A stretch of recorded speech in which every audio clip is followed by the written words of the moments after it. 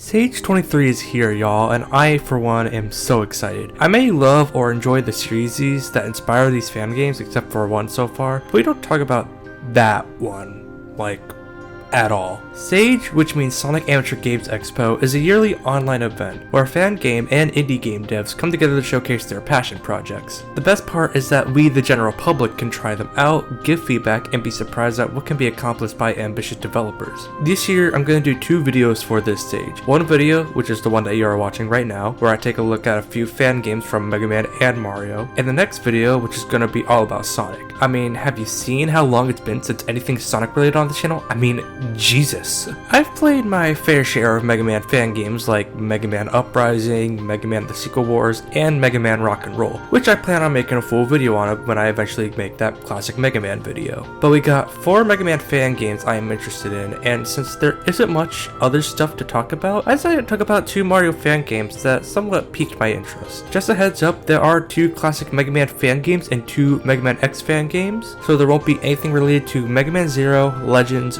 Battle Network, or Star Force. With that out of the way, let's jump right into these games. Mega Man 4 Hounds is a game that I heard about last year from the previous stage, but never really had the chance to play it. So with it being showcased at the Stage 23 trailer, I thought I might as well talk about it here. The story for this game is that Dr. Wily takes more robot masters from Dr. Light. Mega Man shoots him, which leads to his capsule hitting a switch that opens a portal to another dimension. After defeating the intro boss, 4 robots come out and say that they are looking for a way home, while Mega Man goes out and defeats Dr. Wily. The only thing I noticed was that this robot kind of looks like Marino from Mega Man X Command Mission, mixed with Ferrum, also from Command Mission. Man, I really gotta play Mega Man Command Mission someday. Mega Man 4 Hounds looks really good. The game seems to be going for that 8-bit look that Mega Man is mostly known for, but the sprites have a little more detail than the retail 8-bit Mega Man games. It's a feast for the eyes. Now, the music that I heard from the 2 stages I played sounds good, though the game has an option for an arranged soundtrack than a 8-bit OST, and while I think 8-bit Mega Man songs are good, I still prefer the higher quality OST. I mean, listen to this stage select song.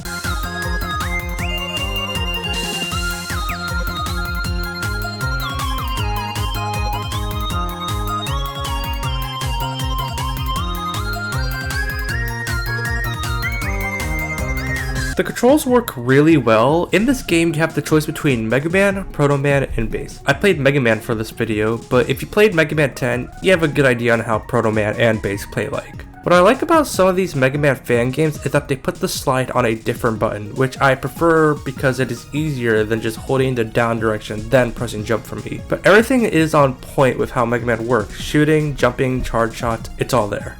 The levels, however, are something that I take issue with, and why I can't say I wasn't a fan of this game. I played 2 stages, even though there are 4 of them: Static Man and Scorchwoman. Static Man level is fine for the most part. There were some ones that I felt were too trial and error heavy, but it wasn't that bad. After the rollerblade section, you have to traverse through rooms with annoying platform switching sections, enemies that can be annoying, along with the fact that the knockback can make you fall through multiple floors that could cause an early death. Then when I made it to Scorchwoman stage, I just gave up. This stage was really annoying me, to the point that I was saying out loud I couldn't do it anymore. I haven't played Mega Man stages that made me this mad outside of Mega Man X6. If you like this game, good on you.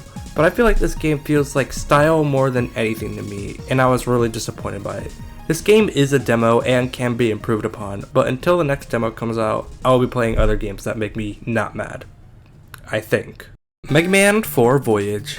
So this is actually a ROM hack for Mega Man 4 that overhauls the game so much that it is basically a new game, aside from the 8 robot masters that are used. The story of Mega Man 4 Voyage is that after Mega Man defeated Dr. Wily, he was enjoying some good vibes and high fives when Dr. Wily repaired and upgraded 8 robot masters that were designed by Dr. Cossack, these being the robot masters from Mega Man 4. So Mega Man must travel the world to defeat these 8 robot masters and stop Dr. Wily. The writing in this intro kind of tells me that this is meant as a sequel to Mega Man 10, since it mentions his viruses, and the main thing in Mega Man 10 was that there was a robo-virus going around. But that's all I could say on the story. So even though this game uses the 8 robot masters from Mega Man 4, it actually brings in things from Mega Man 9 in terms of obstacles, while also being new stages for these robot masters. You have these helicopter enemies that when they grab you, pull you back, and you have to make sure to not die, and they brought in a rock mini boss that was in Mega Man 9. The weapons was also something that caught me off guard with this game. The only weapons that are the same as they are in Mega Man 4 are Toadman's Rain Flush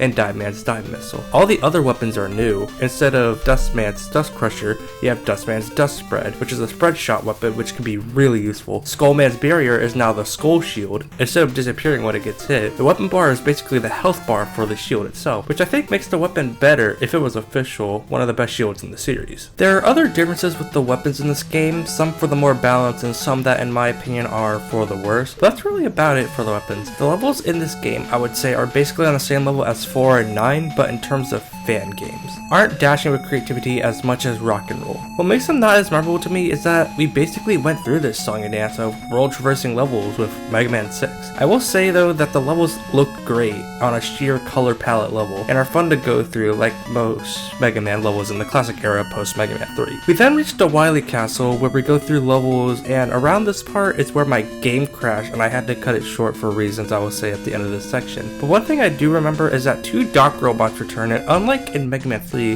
where they were super annoying to fight and felt like reused content, in 4 Voyage they are now more approachable with or without the special weapon weakness, and they even mentioned Splash Woman in the Dock robot fight that uses her weapon is much more different than her fight in Mega Man 9. Mega Man 4 Voyage is a game that I immensely enjoyed playing. If it wasn't for the PC being weird and the fact I want to get this out at some point, not October, I would have played it to the end, but maybe I will sooner than later because this is a fun game that I definitely recommend.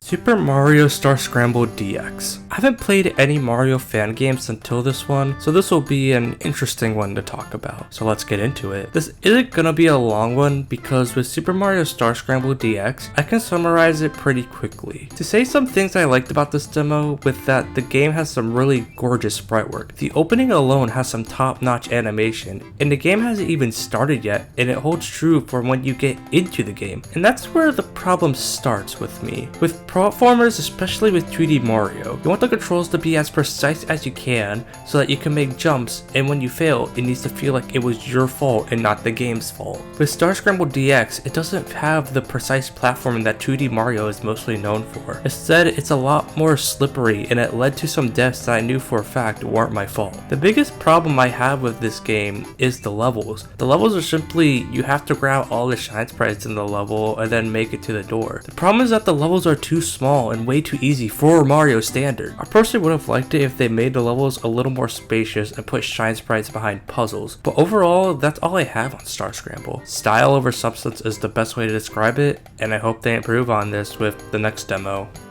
Mega Man X Omega Buster. Okay, so I had a hard time dealing with the fact that this game only uses keyboard controls, but I don't think that keyboard controls are best for a fighting game of any kind, so I had to download Joy2Key to get controller support for this game. In the next demo, I hope they incorporate controller support into it, since it's all for the better for it, instead of having to download an application to get it to work. But other than that train wreck, I just think that the first 3 matches left a bad impression on me. Your first match is against Fake Zero, where all I had to do was spam buzzer shots to win the fight. Then it was a fight against the Sigma Head from Mega Man X5. The main thing about this fight is that the opponent can only take damage if his mouth is open, and it just doesn't work in a fighting game at all. I then fought Colonel, and he was hard as Zero, but then I learned that X can fight him with charge shots, so I beat his ass really quickly. I kept this up with Vile and Grenade Man. Why the hell is Grenade Man in this game? Until I got to the Iris fight, and I don't think this fight works in a fighting game. This game is just one that I wasn't having all that fun of a time playing, if I am being honest, and it sucks because I think that Mega Man X can work in a fighting game format. I mean, Zero is a Marvel vs. Capcom series, and X, he has used the Sea Saber before, so it's not out of the ordinary. Another thing I need to say is that this game is not that good looking. It looks like they were using the PS1 sprites for the game, which is not a problem. The problem is that the sprites look like they are using pixel smoothing, and I don't know about you, but pixel smoothing is something I don't think looks good in any video game I have played. Also, the music sounds like generic anime OPs when the Mega Man series is basically renowned for its soundtracks. I just think that Mega Man X Omega Buster is a game that has good potential, but falls short in a lot of areas. Not much I can say on this game. Try it if you're interested, I guess. Mega Man X and Sonic Blasting Adventure. That is a title indeed. So I never heard of Sonic Blasting Adventure in my lifetime as a Sonic fan, so who knows how this is going to go. But I decided to look it up, and from what I can gather, Sonic Blasting Adventure is a remake of Sonic 3D Blast 5, Sonic Adventure 7, and Sonic Adventure 8, which are Game Boy Color bootleg games that I have never played, so this is all the exposure that I got. I will say the sprite work is a little off with this game. It's pretty obvious what you can tell is from Sonic and what is from Megaman indie sprites. Now, the controls of this game are pretty simple. You have two characters to play as in this game, X or Zero. And for the video, I decided to just play as X. If you haven't played a Megaman X game, you have three things to do: jump, dash, and move. You can also wall jump. I noticed that sometimes X would just move on his own when all I did was just move the control stick, and I hope that isn't the my Xbox One controller is drifting as much as a Joy-Con. I swear to God if it is. Now, the one thing I can say about this game that I think just doesn't work is that Sonic levels don't really work when you mix it with Mega Man X. Sure, you have the speed when playing as X with the dash, but the problem is that the levels in this game just aren't that interesting to go through, unlike the Mega Man X games where no matter how good or bad they are, you can remember them after a single playthrough. In this game, I just feel like I'm going through these same levels design-wise, just with a new sprite texture on top of them, and it just left me bored. The charge shot wasn't really a thing I used much often, unless it was a boss fight, because most enemies in this game can be taken care of by just shooting them with your regular pellets. I have no idea what Sonic Blasting Adventures is, but this game was something I didn't really feel anything toward. I would just say play something else at the end of the day. Untitled Paper Mario fan game. That is a title, alright. So I was excited for this fan game since Paper Mario is a series that I have enjoyed. OG on N64 and Thousand Year Door on GameCube are some of my favorite RPGs. So when I saw the trailer showing this fan game where I knew I had to play it. So what I think of it? Well, the game definitely is a demo, I will give it that. Just like with Mega Man X Omega Buster, this is a game that only allows you to use a keyboard instead of a controller. But since this is an RPG, I can live with that. The overworlds are just kind of linear romps through X location, so there isn't much to say on the actual overworld parts of the game, other than that it looks pretty good and resembles old Paper Mario really well. But what about the battles? How are they? The battles in the older Paper Mario games have always been the same, so this is going to be easy to explain. You have three options in this game: the option to jump on an enemy, swing your hammer on an enemy, and to run away if you don't want to fight. The action you choose will be important for whatever enemy that you are fighting, be it a Goomba with a spiky hat or a winged Goomba that is in the air. Most of the time there was just the box standard Goomba and all I did was jump on them because this game is way too easy for a Paper Mario game, even by the older standard. But what I mean by this is that in the old Paper Mario games, you were given star points, which are basically the experience points of Paper Mario, and when you hit 100 star points, you can level up and increase either your health points, flower points, or badge points. The problem is that the game gives out more star points than cheddar samples at a cheese bar. I got 2 level ups in one battle, and this makes the game way too easy. There is also the fact that you can get stuff like the Ultra Boost and Ultra Hammer,